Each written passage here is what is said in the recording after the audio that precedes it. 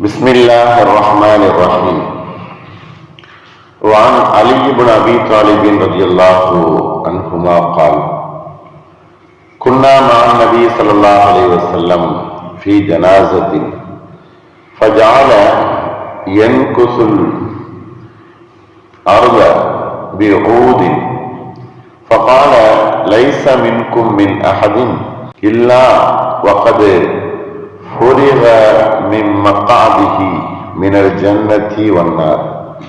فقالوا: أفلا نتكل؟ قال: يعملوا فكل ميسر فأما من أعطى واتقى. இந்த ஹதீஸ் அலி இப்னு அபீ தாலிப் ரலியல்லாஹு அன்ஹு அவர்கள் அறிவிக்கிறாங்க, நாங்கள் நபி ஸல்லல்லாஹு அலைஹி வஸல்லம் அவர்களோடு உட்கார்ந்திருந்தோம். ஒரு ஜனாஸாவில் இருந்தோம். ஜனாஸாவுடைய தொழுகையில நபி ஸல்லல்லாஹு அலைஹி வஸல்லம் அவர்களோடு நாங்கள் கலந்து கொண்டோம். அப்பொழுது நபி ஸல்லல்லாஹு அலைஹி வஸல்லம் அவர்கள் ஒரு குச்சியால் தரையை கோடு போட்டுக் கொண்டிருந்தார்கள். அப்பொழுது ஆழ்ந்த சிந்தனையிலும் அவர்கள் இருந்தார்கள். பிறகு நபி ஸல்லல்லாஹு அலைஹி வஸல்லம் அவங்க சொன்னாங்க, ஒவ்வொரு மனிதரும் தன்னுடைய இருப்பிடத்தை நரகமா சொர்க்கமா என்று தீர்மானிக்கப்படாதவர் எவரும் இல்லை என்பதாக சொன்னார். தான் சொர்க்கமா நரகமா என்பதை ஒவ்வொருவரும் தீர்மானிக்கப்பட்டவர்களாகவே இருக்கிறார்கள் என்பதாக நபி ஸல்லல்லாஹு அலைஹி வஸல்லம் அவங்க சொன்னாங்க. அப்போது மக்கள் சில பேர் கேட்டாங்க, அல்லாஹ்வின் தூதரே, நபி ஸல்லல்லாஹு அலைஹி வஸல்லம் அவர்களே, நாங்க தான் எங்களுக்கு தான் தெரிந்து விட்டதே, அப்படி இருக்கும் பொழுது நாங்கள் நன்மை செய்யாமல் இருந்து விடலாமா என்று கேட்டார்கள். அப்பொழுது நபி ஸல்லல்லாஹு அலைஹி வஸல்லம் அவர்கள் சொன்னார்கள்,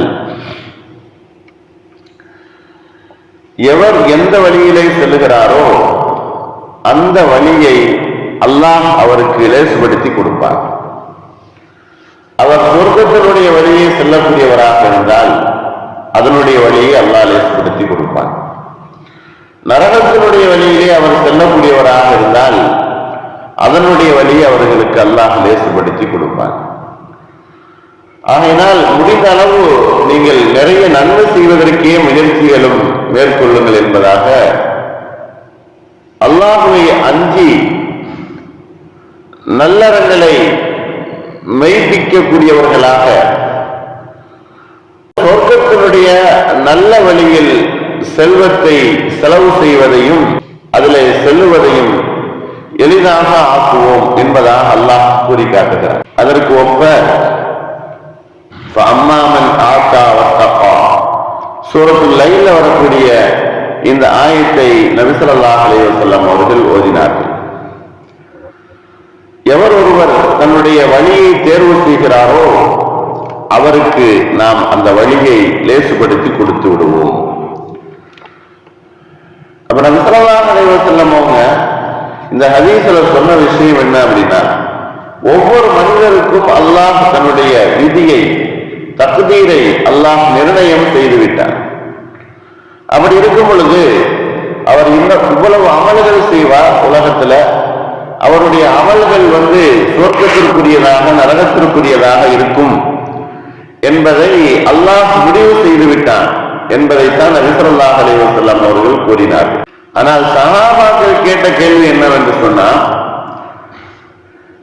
எங்களுக்கு தான் முடிவு செய்யப்பட்டு விட்ட ஒரு விஷயத்துல நாங்க ஏன் அமல் செய்யணும், அடுத்தடுத்து நாங்கள் ஏன் இபாதத்துகள் செய்யணும், அடுத்தடுத்து ஏன் நாங்கள் தொழுகணும், எங்களுக்கு தான் முடிவு செய்யப்பட்டு விட்டதே என்பதாக சஹாபாக்கள் கேட்டதற்கு நபி ஸல்லல்லாஹு அலைஹி வஸல்லம் அவர்கள், நீங்கள் எந்த விஷயத்துல முனைப்போடு ஆர்வத்தோடு நீங்க முயற்சிகள் செய்து அமல் செய்கிறீர்களோ அதுல அல்லாஹ் உங்களுக்கு நேர்வழியை காட்டுவான், இன்னும் உதவிகள் செய்வான் என்பதாக நபி ஸல்லல்லாஹு அலைஹி வஸல்லம் அவர்கள் கூறினார்கள்.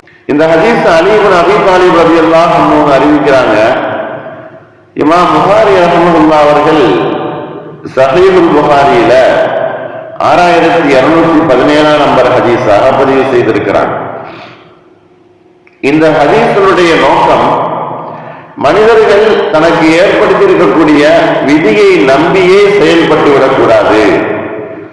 தனக்கு அல்லாஹ் ஏதோ ஒரு விதியை ஏற்படுத்தியிருக்கிறான் அப்படின்னு நினைச்சுட்டே அவர்கள் செயல்பட்டுடக்கூடாது. மாறாக நல்ல வழியிலே தன்னை ஈடுபடுத்திக் கொள்வதில் எந்த அளவு முயற்சி செய்கிறாரோ அந்த அளவு அவருக்கு அல்லாஹ் உதவிகள் செய்வார். ஒரு மனிதர் தன்னுடைய வீட்டினுடைய வேலை அல்லது குடும்பத்தினுடைய வேலை அல்லது பிரயாணத்தினுடைய வேலைகளிலே அவர் ஈடுபட்டிருந்தால் அதற்குரிய வழியை அவருக்கு அல்லாஹ் ஏற்படுத்துகிறார். உண்மையாகவே நாம் அதிகாலையில எழுந்திருக்கணும் என்பதாக நினைத்து இரவு நேரத்தில் தூங்குகிறோம். அல்லாஹ் அதற்குரிய வழியை காட்டி அதிகாலையில எழுந்திருத்து வைத்து விடுகிறான்.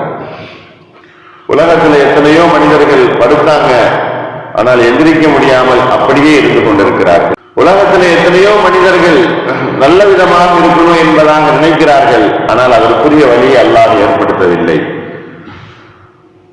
நாம் செய்யக்கூடிய காரியங்கள், இறையச்சம் உடையவர்கள், ஈமான் உடையவர்கள், அவர்கள் செய்யக்கூடிய காரியங்கள்ல அல்லாஹ் உதவிகளை அல்லாஹ் செய்து கொண்டிருக்கிறார், உதவிகளை அல்லாஹ் செய்ய வைத்துக் கொண்டிருக்கிறார். நம்முடைய சொர்க்கத்தினுடைய வழிகளை அல்லாஹ் நமக்கு லேசுபடுத்தி கொடுத்து கொண்டிருக்கிறான்.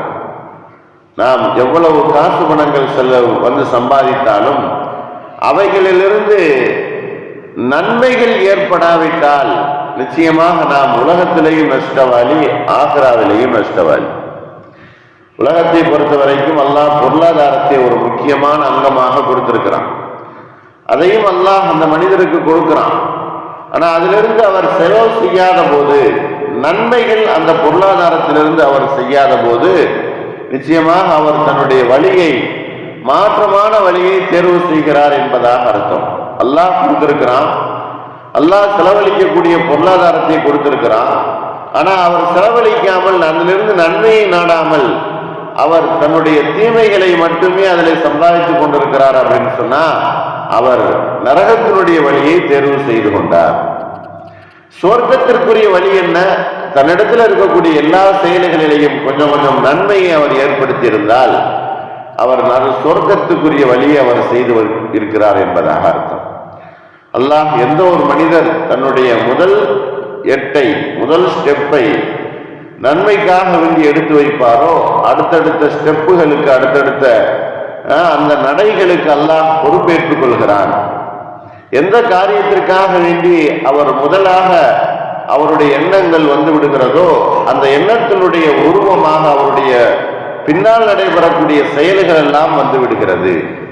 அதைத்தான் நபி ஸல்லல்லாஹு அலைஹி வஸல்லம் அவர்கள் இந்த ஹதீஸ்ல சொல்லி காட்டுறாங்க.